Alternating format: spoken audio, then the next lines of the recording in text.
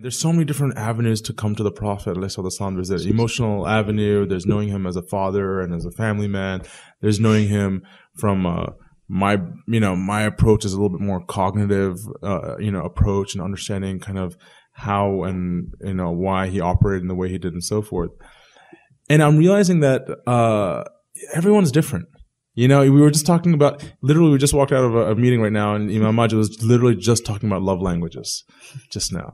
And everyone has love languages, and some people, like, for those of you who know that book on love languages, words and acts of service and so forth. I think in many ways I'm starting to realize just now, it was occurring to me in the lecture when we just stepped out of, is that, some of us maybe have different love languages with the Prophet also.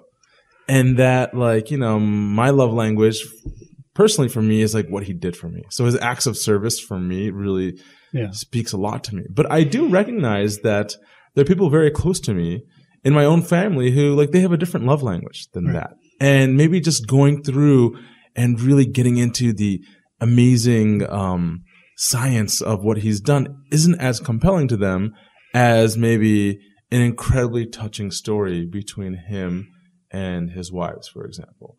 And it's just something I'm just kind of knocking at the door at, and realizing that not everyone speaks the same love language. And why shouldn't that theory of love languages also relate to your relationship with sort of like a one size fits all? That's not a one size fits all. Yeah, it's not a one size fits all. Everyone comes from a different angle, and I'd love to hear like Shad's approach to this.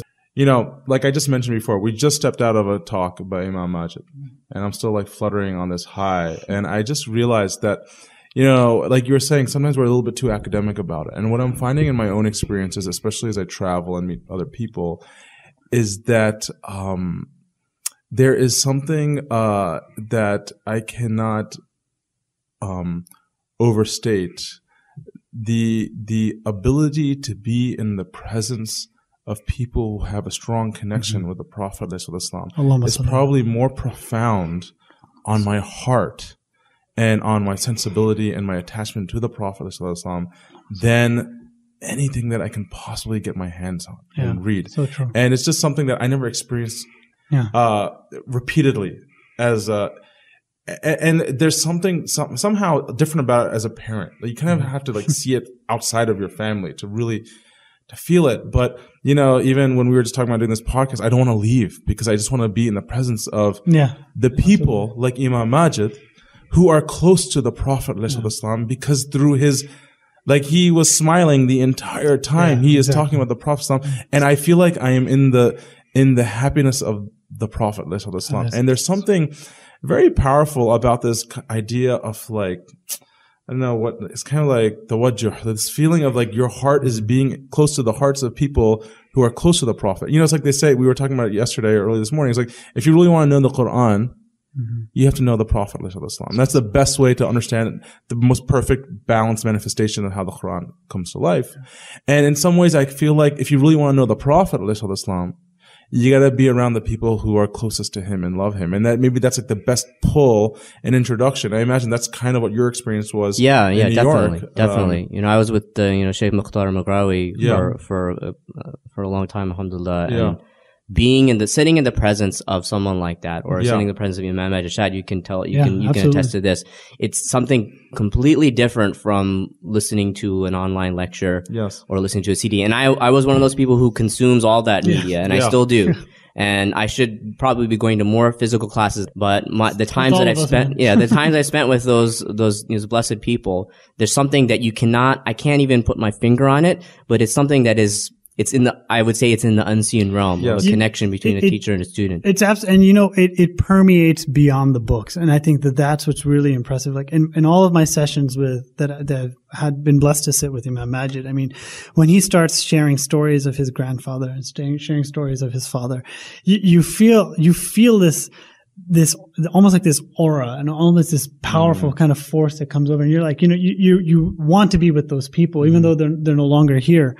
And what I realized is the more time you spend with such individuals, it's not the content of information that's so important. It's the way that they carry themselves, the adab with which they're approaching everything that they're doing. Not just, and it's something as simple as he could be teaching a class and a child interrupts the class. Yeah. We see it as an interruption, but he doesn't, right? He sees it as a blessing and he comments on that blessing. And now you realize when you go back home, that's how you're going to see your own children, or that's how you're going to see other people's children. You nailed it. That right there, like, so what you just said right there, I could read, I say this often. I say there is, of all the attributes of the Prophet #, the one that I feel the most lacking in is when I see him as a family man. Yeah. There's just something about he had the busiest schedule and he was dealing with the heaviest issues of the world. And yet he gave equal time and fair time to everyone and no one felt deprived of his time. And meanwhile, I have one child, alhamdulillah, and one wife, alhamdulillah. And it's like, I feel like I'm struggling to be fair in my time to them.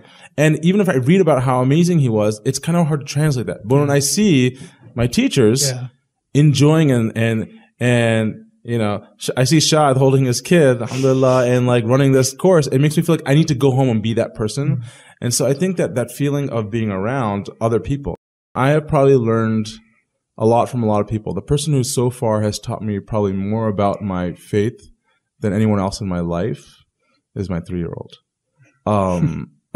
And it's because my heart aches for him, good and bad. So like classic example for the parents out there. I mean, how many of you can just think about the first day of school when you have to drop your kid off at school, right? I personally cannot drop my kid. If you ask my wife, she has to do all the heavy lifting. I cannot drop my child off at school on the first day of the school year because I will just start bawling because I can see the tears in his eyes and he's reaching for me and he's like, how can you abandon me? This is the story in my head. Every parent knows the story. So I make my wife do all the heavy lifting. She'll drop him off. Then she'll call me. She'll be crying. Then I'll try to be strong for my wife. But this is a 3-year-old who's got a wonderful day in a totally protected environment and is going to have lunch and nap time and everything else. And yet we have that much concern and love for a 3-year-old. Now imagine for a second, I'm just trying to contextualize in some way. Now imagine if that 3-year-old talks to his other 3-year-olds and he has no idea that, his mom has to be strong for him. So she can't cry. That's rule number 1. When you drop a kid off, you don't cry in front of the kid because then everyone's going to start crying. So the mom has to walk away and be strong. That's all that the kid sees. The kid, or my son, he has no idea that my wife is crying in the parking lot because she loves him so much. She wants to make sure that he doesn't feel abandoned, and she knows that mom is coming back at the end of the day. But he doesn't know that.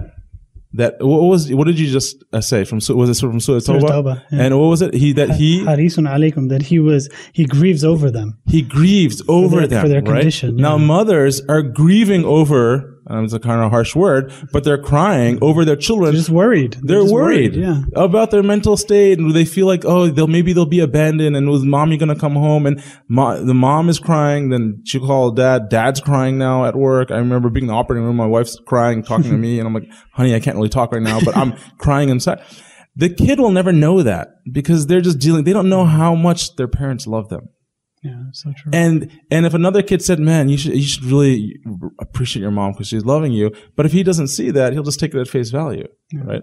Now imagine that love that we have for these children who are our own children and how intense that love is. And then imagine the love of the Prophet ﷺ for us. And, his love is so much more than even our own love for our own children for me. And then when we turn around and be like, I'll get to that relationship when I get to it. And he's grieving over us. It just helps me contextualize. And I just realized, wow, I can't imagine loving anything more than I love my child with the intensity. It's a different love than a spouse. But no one do I love more intensely in my close network than my 3-year-old. To listen to the full episode, please visit Imanwire.com.